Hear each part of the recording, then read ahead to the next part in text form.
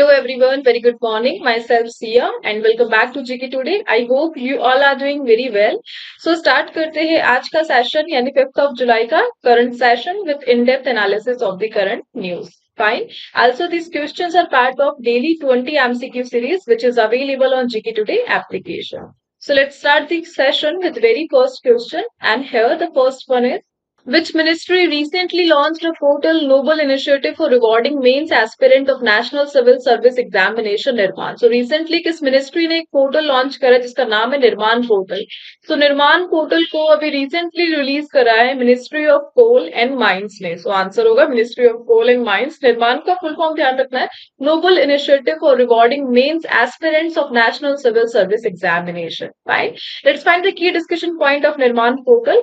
सो Nirman portal को recently Shri G Kishan Reddy ने launch करा है जो कि यूनियन मिनिस्टर है कोल एंड माइंस के. कहां पर लॉन्च किया? न्यू दिल्ली में.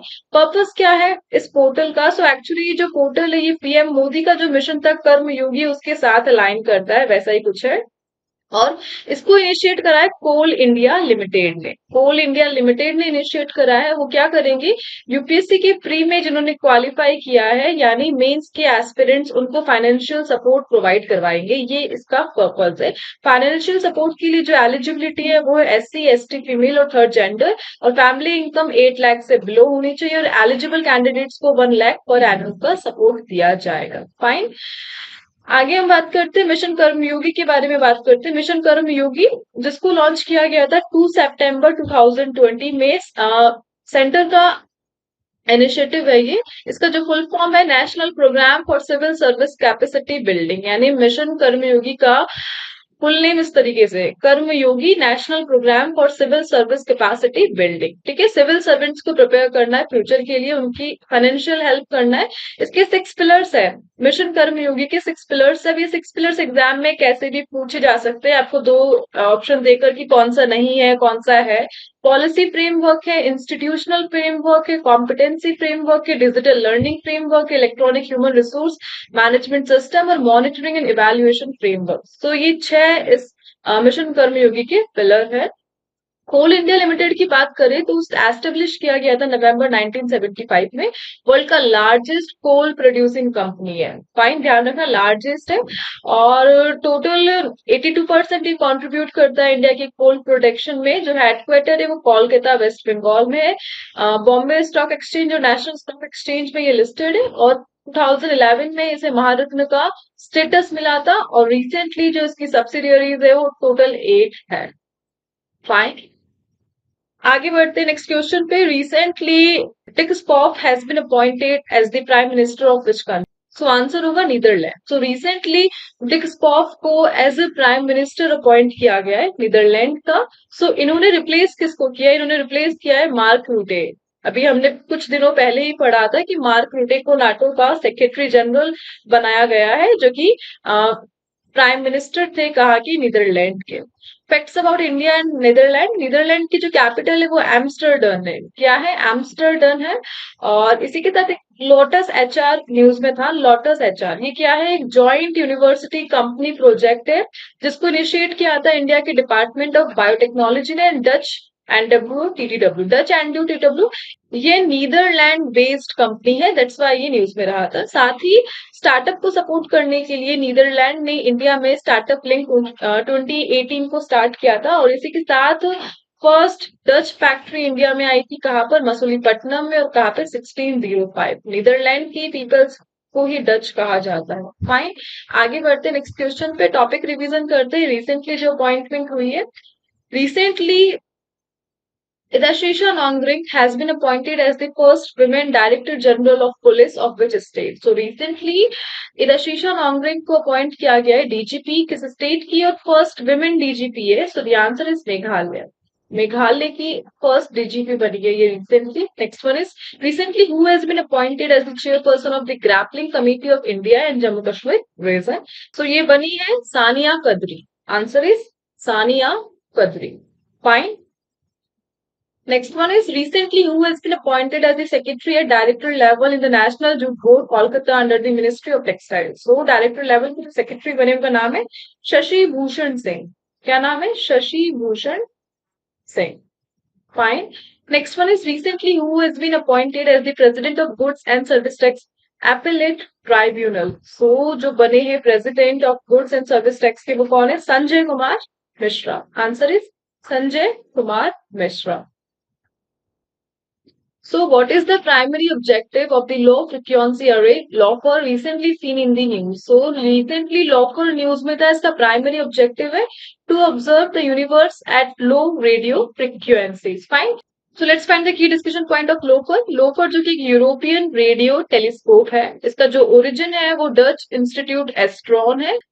बेसिकली इसको यूज किया जाता है रेडियो एस्ट्रोनॉमी में लोफर को. अभी रिसेंटली न्यूज में रही क्योंकि इसने डिस्कवरी करी है न्यू रेडियो गैलेक्सी की. इसकी जो फ्रीक्वेंसी है वो 90 to 200 मेगाहर्ट्ज है और मल्टी डायरेक्शन है. ये मल्टी डायरेक्शन यानी एक साथ मल्टीटास्क कर सकती है, ऑब्जर्व मल्टीपल एरियाज एक साथ. Fine. Facts about radio astronomy. So radio astronomy को जिन्होंने स्टार्ट किया था उनका नाम है कार्ल जांस्की. कब किया था? 1932 में, है ना. कार्ल जांस्की रेडियो एस्ट्रोनॉमी के लिए इनको जाना जाता है.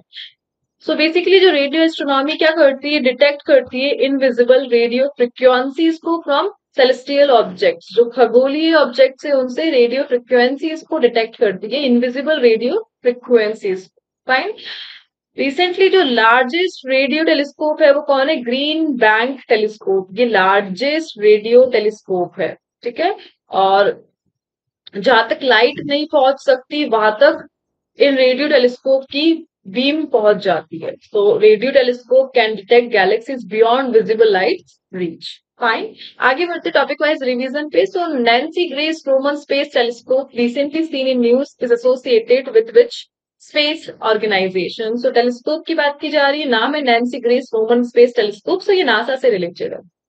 Next one is प्रतुष telescope recently seen in news developed by which organization. नाम से इंडियन लग रहा है, आंसर है ISRO. Recently which two star cluster have been discovered in the space by European Space Agency. गैया स्पेस टेलीस्कोप. सो गैया telescope. सो इससे जो दो टू स्टार क्लस्टर को डिस्कवर किया गया था उनका नाम याद है? तो शिवा एंड शक्ति. शिव एंड शक्ति होगा ना, शिव शक्ति बोलते, बट शिवा एंड शक्ति. Next one is scientists recently detected water molecules on the surface of two asteroids for the first time ever by using which telescope. So SOFIA को यूज करके ये डिस्कवरी की गई थी. टेलीस्कोप का नाम क्या है? सोफिया. फाइन. आगे बढ़ते. Next one is recently which country successfully test fired an air surface anti-radiation missile Rudram first. So successfully Rudram first का मिशन हुआ है, किसने किया है? So the answer is India. So recently India ने रुद्रम 1 जो कि एक air surface anti radiation missile है, इसका सक्सेसफुली टेस्ट कंडक्ट करवाया. Let's find the key discussion point. So Rudram के जो की फीचर है, एक्चुअली जो लॉन्च प्लेटफॉर्म है इसको लॉन्च किया गया from Sukhoi 30 MKI fighter jet से. ठीक है. सुखोई से इसको लॉन्च किया गया था. नेविगेशन मिसाइल है, INS GPS को यूज करती है एक्यूरेट गाइडेंस प्रोवाइड करने के लिए. पैसिव होमिंग हेड यानी डिटेक्ट करती है एनिमी के रडार को, रडार की जो एमिशन है उसको डिटेक्ट करने के लिए ये फेमस है. रेंज एंड स्पीड, इसकी रेंज है 100 से 250 किलोमीटर. ये ध्यान रखना है, ये इंपॉर्टेंट है. और स्पीड क्या है? Twice the speed of sound. Sound से भी डबल स्पीड है. ठीक है. और इसकी रेंज को ध्यान रखना है रुद्रम की. इसके अलावा ये न्यूट्रलाइज करती है एनिमी के रडार सिस्टम को और एयर डिफेंस को. दैट्स वाई इसको सीड कैपेबिलिटी के नाम से जाना जाता है. स्ट्रैटेजिक इंपॉर्टेंस है और इंडियन एयरफोर्स की ऑपरेशनल इफेक्टिवनेस को एनहेंस करेगा ऑब्वियसली. फाइन. आगे बढ़ते हैं. सो मिसाइल से रिलेटेड जो टॉपिक क्वेश्चन है, रिवीजन है. Standard missile recently seen in news was developed by which country. So इसको डेवलप करा यूएस ने. Answer is US. Dnipro city recently seen in news due to missile attack is located in which country? So Ukraine में है Dnipro city. Iris T missile recently seen in news किस type की? Air to air missile है. क्या है ये? Air to air missile. Next one is Rudram second air to surface missile recently seen in news is developed by which organization? अभी हमने किया, DRDO ने इसको डेवलप करा है. किसने? DRDO ने. फाइन. अच्छा, ये रुद्रम सेकंड है, अभी हमने रुद्रम फर्स्ट किया था. आगे बढ़ते. Next one is which day is observed as international plastic bag free day. So किस डे को मनाया जाता है as international plastic bag free day? So the answer होगा 3 जुलाई। 3 जुलाई को सेलिब्रेट किया जाता है international plastic bag free day. इसका इतिहास देखते हैं। गोल है सिंगल यूज प्लास्टिक को रिड्यूस करना, प्लास्टिक पॉल्यूशन से कॉम्बेट करना। सबसे पहले इनिशिएट किया गया था 2008 में। किसने इनिशिएट किया था? सो इस डे को इनिशिएट किया था रेजरो ने, जो कि जीरो वेस्ट यूरोप मेंबर है, और establish by bag free world. European union ने स्टार्ट किया था सबसे पहले इस डे को सेलिब्रेट करना। यूरोपियन यूनियन का जो एक्शन था उसके लिए 2015 में डायरेक्टिव पास किए गए थे। एम क्या है? Reduce single use plastic bag. और सबसे पहली कंट्री जिसने प्लास्टिक बैग को बैन करा वो है बांग्लादेश। कब किया? 2002 में। और उसके बाद इंडिया ने, and so many countries. Fine. इसी के अलावा break free from plastic movement, ये एक मूवमेंट है प्लास्टिक पॉल्यूशन से कॉम्बेट करने के लिए, जिसे स्टार्ट किया गया था सितंबर 2016 में। फाइन। आगे बढ़ते टॉपिक रिवीजन में। Which day is observe as world blood donor day annually? So मनाया जाता है 14 जून। World day against child labour, ये मनाया जाता है 12 जून को। Theme of world ocean day, ये मैंने आपसे डिस्कस किया था पहले भी, आप बताएंगे इसको, ठीक है। And which ministries have initiated the preparations for organization of International Day of Yoga? 21 जून को हमने बनाया था। किन्होंने किया था? Ministry of information and broadcasting. Fine. आगे बढ़ते नेक्स्ट क्वेश्चन पे। Where was the 16th edition of the India Mongolia joint military exercise Nomadic Elephant held? So ये कहाँ पर हुई? So the answer is Umroi Meghalaya. Umroi Meghalaya में अभी 16th एडिशन हुआ इंडिया और मंगोलिया के बिटवीन। जो मिलिट्री एक्सरसाइज है नाम क्या है? Nomadic elephant. Let's find the key discussion point. तो जनरली कहाँ पर हुई? लोकेशन है उमरोई मेघालय में। ऑल्टरनेट होती है पहले इंडिया में देन मंगोलिया में। इस बार 16th एडिशन इंडिया में हुआ। सो इसका जो फर्स्ट एडिशन था वो 2006 में बिगेन हुआ था मिलिट्री कॉपरेशन को एनहेंस करने के लिए। और इस बार इम्पोर्टेंट है जो की अटेंडीज है। सो उमरोई ये कहाँ पर लोकेटेड है? मेघालय में है। डिस्ट्रिक्ट कौन सा? रिभोई। रिभोई डिस्ट्रिक्ट में लोकेटेड है उमरोई। उमरोई में ये शिलोंग एयरपोर्ट। फाइन। मेघालय शिलोंग इसकी कैपिटल है। 1972 में इसको फॉर्म किया गया था। असम से पार्ट अलग होकर मेघालय बना था। मीनिंग क्या है इसका? अबोर्ड ऑफ क्लाउड्स, यानी क्लाउड्स का घर।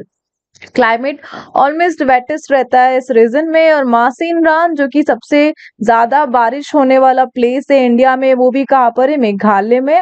नॉकरेक नेशनल पार्क जो कि यूनेस्को का बायोस्फीयर रिजर्व है, वो भी आपको मेघालय में मिलेगा। फाइन। आगे बढ़ते हैं नेक्स्ट क्वेश्चन पे। So the next one is recently which district's panchayat in Kerala has constituted a technical committee to address the menace of water hyacinth. So water hyacinth ये एक टाइप का एक्वेटिक प्लांट है, इसका खतरा बढ़ रहा है, उसी को एड्रेस करने के लिए टेक्निकल कमेटी केरल ने स्टार्ट करी। किस डिस्ट्रिक्ट में? सो आंसर होगा कोटायम। कोटायम में इसके लिए कमेटी, टेक्निकल कमेटी को एड्रेस किया गया बाय केरल गवर्नमेंट। सो कोटायम डिस्ट्रिक्ट पंचायत में हुआ, ये फॉर्म किया टेक्निकल कमेटी। गोल क्या है? टैकल करना है वाटर हाइसिंथ प्रॉब्लम को। वाटर हाइसिंथ एक एक्वस प्लांट है जो कि बहुत फास्ट ग्रोइंग एक्वेटिक प्लांट है, जो स्प्रेड होता है ये सीड से और वेजिटेटिव रिप्रोडक्शन से। इम्पैक्ट क्या है इसका? डेंस मैट्स बनाता है सरफेस पर, मतलब वाटर की सरफेस पर एक मैट बना लेगा, सनलाइट को ब्लॉक कर देगा, ऑक्सीजन लेवल को रिड्यूस कर देगा, जिससे जो एक्वेटिक एनिमल है उनके लिए लाइफ का खतरा हो सकता है। ठीक है। फिशरीज को डिस्टर्ब करेगा, ट्रांसपोर्टेशन को हिंडर करेगा, अफेक्ट्स रिक्रिएशन। फाइन। और इसके अलावा इसका जो निक नेम है वो क्या है? Terror of Bengal. Terror of Bengal, तो टेरर ऑफ बंगाल किसे कहा जाता है? वाटर हाइसिंथ को। ठीक है। इसका जो इन्वेजिव नेचर है यानी आक्रमणकारी नेचर। आगे बढ़ते। Recently which state has set a record by generating 1 crore tokens for the Ayushman Bharat health account? So ये किसका इनिशिएटिव था? So the answer is Uttar Pradesh ने किया था ये। Recently researchers from which state have developed a method to produce activated carbon from supercapacitor from coconut husk? So Kerala का था ये प्लान। मुख्यमंत्री किसान सम्मान निधि स्कीम, इसे किसने लॉन्च करा है? सो आंसर क्या होगा मुख्यमंत्री किसान निधि स्कीम के लिए? राजस्थान ने करा है इसको। And first witness protection scheme for better justice delivery, किस स्टेट गवर्नमेंट का इनिशिएटिव था? असम का। फाइन, आगे बढ़ते नेक्स्ट क्वेश्चन पे। Next one is Hathras district recently seen in news due to stampede is located in which state? So किस state में located है ये जगह जहां पर अभी भीड़ के कारण लोगों की मौत हुई है? So the answer is Uttar Pradesh. सो उत्तर प्रदेश पे रिलीजियस गैदरिंग हुई थी। सो रिसेंटली इंसिडेंट हुआ है हथरस उत्तर प्रदेश में, रिलीजियस गैदरिंग के कारण 100+ डेथ हो गई है। और ऐसा ही पास्ट जो इंसिडेंट हुए थे वो हुए थे कलकाजी टेम्पल में प्लेटफॉर्म कोलैप्स होने से, और वैष्णो देवी 2022 में जो स्टैम्पेड हुआ। फाइन, आगे बढ़ते नेक्स्ट पे। Recently who won the Leon masters chess championship for the 10th time? So 10th time जीता है लियोन मास्टर चेस चैंपियनशिप। किन्होंने जीता है? विश्वनाथन आनंद ने। Answer is Viswanathan Anand 10th time champion. अब यहाँ इसके बाद मैं आपको विश्वनाथन आनंद की जितने भी टॉपिक है उन सबको मैं कवर करने वाली हूँ। ठीक है, स्टार्ट करते। सो विश्वनाथ आनंद ने रिसेंटली 10th लियोन मास्टर को जीता है, चैंपियनशिप को 10th टाइम जीता है। कहाँ पर? स्पेन में। और 2024 में जो पार्टिसिपेंट थे वो 4 लोग थे। विश्वनाथन आनंद इंडिया से, अर्जुन एरिगेसी इंडिया से, वेसलिन टोपालोव बुल्गारिया से, एंड जेमी सेंटोस लतासा स्पेन से। फाइन, ये 4 लोग थे। सेमीफाइनल्स में कौन पहुंचे? आनंद पहुंचे, विश्वनाथ आनंद। उन्होंने डिफीट किया वेसलिन टोपालोव को, और पहुंचे जेमी सेंटोस लतासा जिन्होंने डिफीट किया अर्जुन एरिगेसी को। देन जो फाइनल्स हुआ वो विश्वनाथ आनंद और जेमी सेंटोस लतासा के बिटवीन हुई। जीत गए 3-1 से। ठीक है, ये स्कोर भी ध्यान रखना है, 3-1। इसके अलावा लियोन मास्टर में जो डोमिनेंस रही है आनंद विश्वनाथ आनंद की वो 10 टाइम रही है। 1996 में, 1999 में, 2000, 2001 में, 2005, 6, 7, 11, 16, 24। ठीक है, तो 10 टाइम विनर रह चुके हैं विश्वनाथ आनंद। इसके अलावा जो इनकी करियर की मेजर अचीवमेंट है, इंडिया की फर्स्ट चेस ग्रैंड मास्टर ये बने थे कब? 1988 में। 5 टाइम वर्ल्ड चेस चैंपियनशिप रह चुकी है इनकी, चैंपियन है। फिटे वर्ल्ड चेस चैंपियन को जीता था 2000, 2002 में। अनडिस्प्यूटेड वर्ल्ड चैंपियन, यानी इनके खिलाफ कोई भी डिस्प्यूट नहीं हुआ है 2007 से 2013 तक, यानी अनडिस्प्यूटेड वर्ल्ड चैंपियन रह चुके हैं। सक्सेसफुली डिफेंडेड हिज टाइटल 2008 में भी डिफेंड किया, 2010 में भी, 2012 में भी। फाइन, और किससे किया? व्लादिमीर क्रामिंग जो कि रशिया से थे, 2008 में उनके खिलाफ जीता था इन्होंने। 2010 में वैसलिन टोपालोव से, 2012 में बोरिस गेलफैंड से। ठीक है, जो कि वर्ल्ड चेस चैंपियन के पार्टिसिपेंट रहे थे। और एलो रेटिंग में 2800 पॉइंट तक ये पहुंचे थे अप्रैल 2006 में, और 21 मंथ तक वर्ल्ड नंबर 1 रैंक पर रहे थे।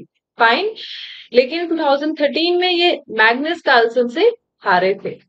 अवार्ड एंड ऑनर्स इन्हें मिल चुका है राजीव गांधी खेल रत्न अवार्ड, जिसको अब जाना जाता है मेजर ध्यानचंद्र खेल रत्न अवार्ड के नाम से। और फर्स्ट रेसिपेंट थे इंडिया के ये। सो राजीव गांधी खेल रत्न अवार्ड सबसे पहले किसने जीता था? विश्वनाथ आनंद ने। पद्म विभूषण इन्हें मिल चुका है 2007 में। फाइन, आगे बढ़ते नेक्स्ट क्वेश्चन पे। Tianglong 3 space rocket recently seen in news is associated with which country? So the answer is China. China से associated है। Actually जो space rocket है इसे Falcon 9 से कंपेयर किया जाता है। Falcon 9 जो किसका? यूएस का है, उससे कंपेयर किया जाता है चाइना के Tianglong 3 स्पेस रॉकेट को। क्यों न्यूज में रहा? न्यूज में इसलिए आया क्योंकि रिसेंटली ये क्रैश हो गया। इसका जो टेस्ट चल रहा था उस टाइम ये क्रैश हो गया, दैट्स वाई ये न्यूज में रहा था। बीजिंग की ट्यांग ब्यांग ने इसको डेवलप करा है। रॉकेट फीचर क्या है? Medium lift orbital launch vehicle के थ्रू से इसको लॉन्च किया जाता है। रीयूजेबल है अप टू 10 टाइम्स। इसकी जो पेलोड कैपेसिटी है ये लॉन्च कर सकता है मीडियम साइज पेलोड्स को।